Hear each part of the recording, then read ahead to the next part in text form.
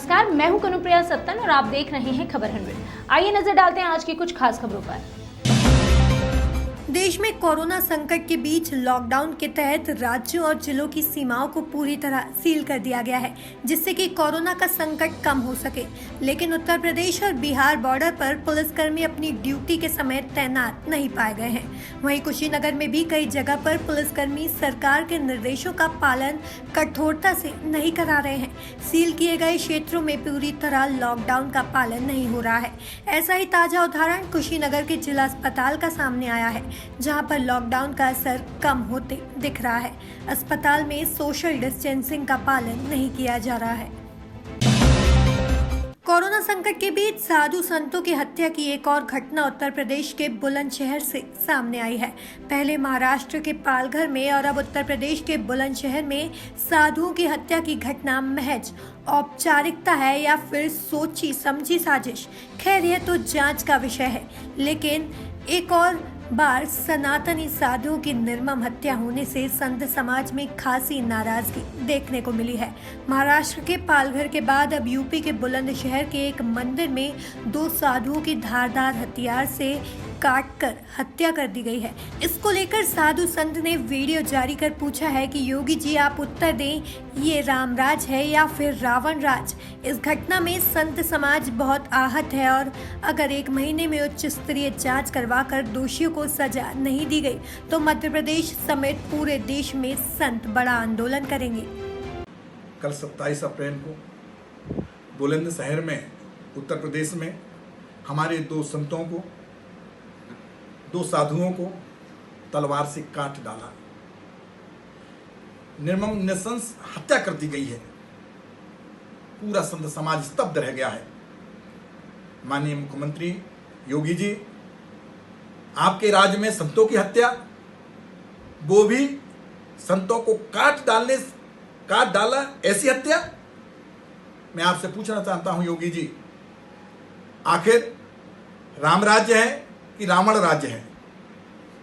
योगी जी, 1 महीने के अंदर इसकी जांच होना चाहिए, सीबीआई के द्वारा जांच होना चाहिए, क्योंकि कोई ना कोई षड्यंत्र है। जिस ढंग से इसको मारा गया है, तलवार से काटा गया है, इसके पीछे कुछ ना कुछ राज तो है। क्योंकि जिस ढंग से हमारे संतों के प्रति क्यों आक्रोश है लोगों को, हमारी समझ के परे हैं। एक देखिएगा, पालघर में पीट करके हमारे 2 संतों को हत्या कर दी और यहां बुलंदशहर में यूपी में 2 संतों को तलवार से काट डाला। 1 महीने के अंदर इसकी जांच नहीं हुई, 1 महीने के अंदर इसका दूध का दूध पानी नहीं हुआ, तो योगी जी आप समझ लें, पूरा संत समाज मध्य प्रदेश से, पूरे देश से इकट्ठा होगा। 10,000 की संख्या में पूरा संत समाज बुलंदशहर पहुंचेगा, अनशन करेंगे, आंदोलन करेंगे। मध्य प्रदेश में कोरोना के बढ़ते प्रकोप के बीच स्वास्थ्य मंत्री नरोत्तम मिश्रा का बयान सामने आया है। उनका कहना है कि सरकार ने एक दल गठित किया है जो प्रमुख शहरों में जाकर वहां कैंप लगाकर जांच करेगा। बता दें कि इस दल में एक वरिष्ठ IAS अधिकारी, वरिष्ठ स्वास्थ्य अधिकारी और प्रशासनिक क्षेत्र के अधिकारी शामिल होंगे। जाँच की क्षमता बढ़कर 2400 के ऊपर हो गई है और फिलहाल जाँच की क्षमता बढ़ाने के लिए हर संभव प्रयास जारी रखेंगे। माननीय प्रधानमंत्री जी के दिशा निर्देश का अक्षर से पालन करेंगे। लगभग वही बात है जो आप सबके ध्यान में है, जो मैंने कहा कि हमको लोगों को प्रेरित करना है कि वो एक दूरी बना के रहें, क्योंकि ये रोग थोड़ा ज़्यादा समय तक चलने की संभावनाएं प्रतीत होती हैं। तो हमारी लाइफ स्टाइल इस तरह की हो जाए, हाथ मिलाने की जगह हम नमस्कार करें। घर में हम जब पूर्व हमारी संस्कृति थी, अपन घर के अंदर जाते थे तो दरवाजे के बाहर पगरखी उतारते थे, जूते उतारते थे। हम लोग हाथ धोकर के अंदर प्रवेश करते थे, पैर धोकर के। तो एक लाइफ स्टाइल को बदलने की कोशिश करें, चूँकि ये रोग भी इस तरह का है जो थोड़े समय चल सकता है। जब तक टीका हो सकता है बहुत जल्दी भी आ जाए, वैक्सीन उसका आ गया जल्दी तो हम जल्दी पार पाएंगे, पर अभी तक जैसी वैज्ञानिकों को सफलता नहीं मिली है, तो सावधानियों के साथ हमको अपना जीवन जीना चाहिए। उन्होंने ये भी कहा कि ग्रीन एरिया में विस्तार से बताया कौन कौन से इलाके खासकर मेन बाज़ार छोड़कर जो खोले जा सकते हैं, लेकिन भीड़ ना हो, 2 मीटर की दूरी वाला। अगर उसको वो पालन नहीं करते हैं तो उसको फिर हमें रोकना पड़ेगा, समझाना पड़ेगा। इसी तरह से ऑरेंज एरिया, रेड एरिया, हर एक के बारे में उन्होंने विस्तार से बताया। कोरोना संकट के बीच पुलिस प्रशासन युद्ध स्तर में मेहनत करके आमजन की सुरक्षा कर रहे हैं। वहीं दूसरी ओर स्वास्थ्य विभाग के कर्मचारी दिन रात मेहनत करके कोरोना संक्रमित मरीजों के इलाज के लिए अपने घर परिवार से दूर रह रहे हैं। ऐसे में यह कोरोना संक्रमित मियां सईद खां भोपाली जो खाने को लेकर वीडियो वायरल कर सुर्खियों में बन गए हैं। वायरल वीडियो में महोदय बोलते पाए गए हैं कि मुझे सादा खाना नहीं भाता, मुझे नट बोल्ट चिकन चाहिए और भी बहुत कुछ मांगी है इन्होंने। आइए सुनते हैं इस वायरल वीडियो में इनकी सारी मांगे। बीमारों को खाना खिला रहा हूँ, वो बीमार करोगे हमें। क्या क्या है ये? दाल चावल खाते खाते हमारे मसूड़े दुख गए। सईद भोपाली है मेरा नाम। अब मैं तो डेली मटन खाता हूँ भाई, शेर की औलाद हूँ, मिलिट्री मैन। सईद भोपाली, लाला रजपत दिलकुशाबाग। सुन लो। अरे वीडियो बन रही क्या? हाँ बन रही। हाँ, ये खाना मैं नहीं खाऊंगा, बीमार था जब तक खा लिया, अब मैं स्वस्थ हूँ। मुझे नटबोल चाहिए, चिकन मुर्गा, मछली तंदूरी, तो खाना खाऊंगा नहीं तो ये ले जाओ तुम खाना। मेरे घर से बुलवाऊंगा, मेरे घर से खाऊंगा नहीं तो मैं छोड़ दूँ। मैं जा रही हूँ घर खाना खाना। रखा खाना तुम्हारा। ये खाने की बुराई नहीं करी, अच्छा खाना है, खाने की बुराई नहीं करी, खाना एक नंबर है, लेकिन मेरे मसूड़े दुख रहे हैं, मेरे को तो डेली होना पाई। भोपाल आयुष विभाग ने काढ़ा के पैकेट को निशुल्क वितरण करने का फैसला किया है। बताया जा रहा है कि प्रत्येक पैकेट का वजन 50 ग्राम तय किया गया है। प्रदेश में 1 करोड़ परिवार तक काढ़े के पैकेट को वितरण करने की योजना तैयार की गई है। काढ़े को मध्य प्रदेश लघु वनोपज संघ ने तैयार किया है। यह काढ़ा शरीर की रोग प्रतिरोधक क्षमता को बढ़ाने का कार्य करेगा। यह न सिर्फ कोरोना से लड़ेगा बल्कि सर्दी जुकाम खांसी आदि में भी लाभदायक साबित होगा। बताया जा रहा है कि काढ़े का कोई दुष्परिणाम नहीं है। पूरा देश और मध्य प्रदेश भी प्रधानमंत्री जी के नेतृत्व में कोरोना से जंग लड़ रहा है, लड़ाई लड़ रहा है। आपके सहयोग से हम भी कोई कसर नहीं छोड़ रहे। कोरोना को हराने के हर संभव उपाय किए जा रहे हैं। अब एक तरफ तो यह है कि हम कोरोना जब हो जाए तब उसका उपचार करें, लेकिन एक तरीका और है कि हम ऐसी व्यवस्था करें जिससे कोरोना हो ही ना। और यह तब संभव है जब हमारे शरीर की रोग प्रतिरोधक क्षमता बढ़ जाए। और रोग प्रतिरोधक क्षमता बढ़ाने के हमारे देश में आज नहीं, हजारों साल पहले से आयुर्वेद में कई नुस्खे बताए गए हैं। और उसमें से एक है त्रिकुट चूर्ण, जिसको हम सामान्य भाषा में कहते हैं काढ़ा। माननीय प्रधानमंत्री जी ने भी अपने संबोधन में काढ़ा पीने की जनता से अपील की थी। उसने मध्य प्रदेश सरकार ने एक योजना बनाई है, जीवन अमृत योजना। इस योजना के तहत हम काढ़े के पैकेट 1 करोड़ पैकेट जनता के बीच में बांटेंगे। इस काढ़े में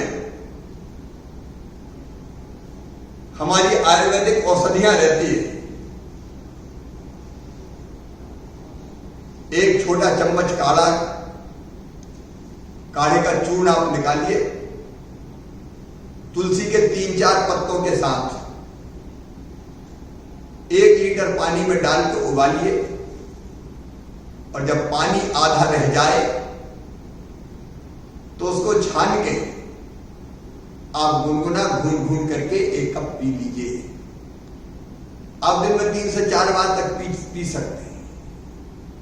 इससे आपकी रोग प्रतिरोधक क्षमता बढ़ेगी। कोरोना संकट पर मध्य प्रदेश सरकार में स्वास्थ्य मंत्री नरोत्तम मिश्रा ने बयान जारी करते हुए बताया कि जमातियों के कारण आंकड़ों में इजाफा हुआ है। साथ ही कोरोना वायरस एक वैश्विक महामारी है जो छूने मात्र से ही फैल रही है। उससे निपटने के लिए हम हर संभव प्रयास कर रहे हैं।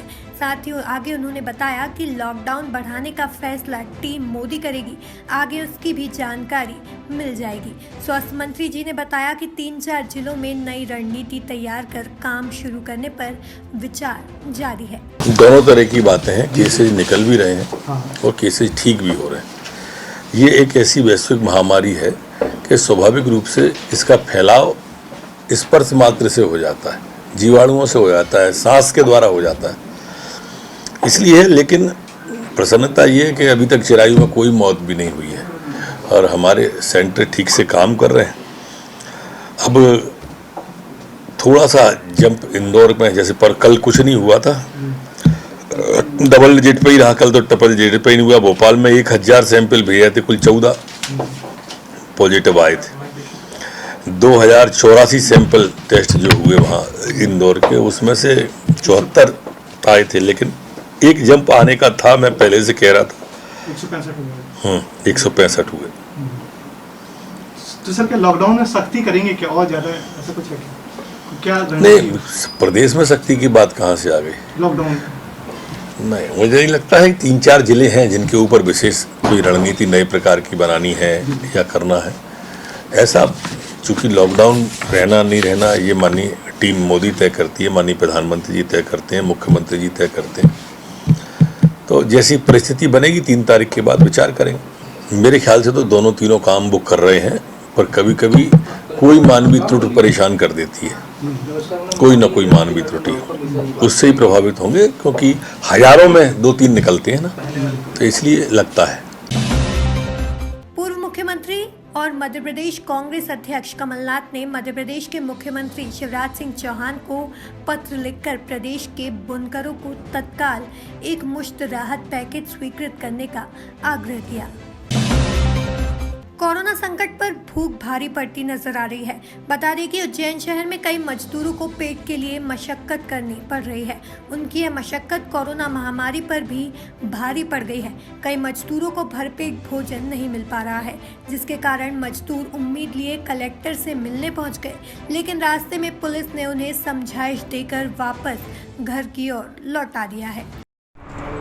कुछ मजदूर राशन की को लेकर इकट्ठा हुए थे और मेरी बात हो गई है पुलिस इंस्पेक्टर से, और इनको राशन की व्यवस्था हम उनके जो घर है यहीं पर करवा रहे हैं। ये कहाँ के लोग थे यहाँ आए? ये जो चामुंडा माता थाना देवास गेट के अंतर्गत जो केडिया बस्ती है, नई बस्ती, वहाँ के कुछ लोग थे जिनको राशन नहीं मिला, तो वो यहाँ पर आए थे। हमारे सब खाने पीने की व्यवस्था नहीं है, कुछ नहीं है, हम बाहर के हैं साहब। कहाँ रहते हैं आप? हम चाल में रहते हैं। कौन सी चाल में? ये अखाड़े चाल में, हीरा मिल चाल में है, जो 12 खोली के सामने। कितने दिन से आपके पास आ नहीं रहा सामान? हम तो साहब हो गया 1 महीना हो गया जब से हमारे पास था, तो खाली है साहब। अब तो हमें आए कलेक्टर के पास साहब। आप कितने लोग इकट्ठे हुए हैं यहाँ पे? यहाँ है सब 40-50 आदमी। क्या कर रहे? कलेक्टर के पास जा रहे थे साहब। जाके आओ कि वहाँ खाना नहीं आ रहा है। उज्जैन शहर की अंबर कॉलोनी में कोरोना पॉजिटिव मरीज मिलने से क्षेत्र का कंटेनमेंट एरिया घोषित कर रखा था। 31 मार्च को अंबर कॉलोनी को कंटेनमेंट एरिया घोषित करने के बाद यहां कोई नया पॉजिटिव मामला सामने नहीं आया है, इसलिए क्षेत्र को कंटेनमेंट जोन से मुक्त घोषित कर दिया गया है। कलेक्टर शशांक मिश्र के निर्देश पर एडीएम और पुलिस अधीक्षक के अंबर कॉलोनी जाकर यहां लगाए गए बैरिकेड्स हटा दिए। साथ ही उन्होंने आमजन को ध्वनि विस्तारक यंत्रों के माध्यम से सूचित किया है कि यह क्षेत्र अब कंटेनमेंट क्षेत्र नहीं है, फिर भी यहाँ पर कर्फ्यू और लॉकडाउन जारी रहेगा। अंबर कॉलोनी के सभी निवासियों को बहुत बहुत बधाई। आपने कोरोना की जो जंग थी वो जीत ली है और इस कॉलोनी के लोगों ने इतना अनुशासित होकर अपने सभी कार्य अपने घरों पर रहकर किया है, सोशल डिस्टेंसिंग मेंटेन की है, जिसके कारण आज यह स्थिति निर्मित हुई है कि इस कॉलोनी के अंदर एक भी व्यक्ति कोई संक्रमित नहीं है। आप सबको इस बात के लिए बहुत बहुत साधुवाद, बहुत बहुत बधाई। इस क्षेत्र को कंटेनमेंट एरिया से मुक्त किया जाता है। जिला दंडाधिकारी महोदय द्वारा ऐसे आदेश जारी किए जा चुके हैं, लेकिन आप सबसे एक आग्रह है कि जिस तरह आप सबने पूरे अनुशासन का परिचय दिया है, वैसा ही अभी निरंतर जारी रहेगा। आप सोशल डिस्टेंसिंग मेंटेन करेंगे, बाहर नहीं घूमेंगे क्योंकि लॉकडाउन अभी भी जारी है। कोरोना संकट के बीच उज्जैन के एम्बुलेंस ड्राइवर को राघवी पुलिस ने फर्जी तरीके से सवारी को घर छोड़ते हुए पकड़ा है, जो कि नियमों के विरुद्ध है। इस पर पुलिस प्रशासन ने आरोपी ड्राइवर को नियमों का उल्लंघन करना पाए जाने पर कड़ी वैधानिक कार्यवाही करने की बात कही है। आज घोषला में हम कोरोना वायरस के संक्रमण ड्यूटी के संबंध एलो ड्यूटी कर रहे थे। उसी समय जरिए मुझे सूचना प्राप्त हुई थी कि उज्जैन से नलखेड़ा के लिए 2 सवारियों को 108 एम्बुलेंस का चालक सेटिंग करके भाड़े से नलखेड़ा ले जा रहा था, जिसको यहाँ चेकिंग करते उसको पकड़ा और पकड़ के उसको पूछताछ करते उसने भाड़े से ले जाना स्वीकार किया। उसके बाद उस एम्बुलेंस चालक राजेंद्र उर्फ अजय शर्मा निवासी इंदिरा नगर के खिलाफ अपराध कायम किया गया। धारा 188, 269, 70 में पंजीबद्ध कर विवेचना में लिया गया और आगे भी आगामी इनके तथ्य जानकर और कार्रवाई की जाएगी। अभी के लिए बस इतना ही। बाकी हर खबर, हर अपडेट के लिए बने रहिए खबर 100 के साथ। जनता की बुलंद आवाज। घरों में रहिए, स्वच्छ रहिए, स्वस्थ रहिए। कोरोना से जंग अभी जारी है।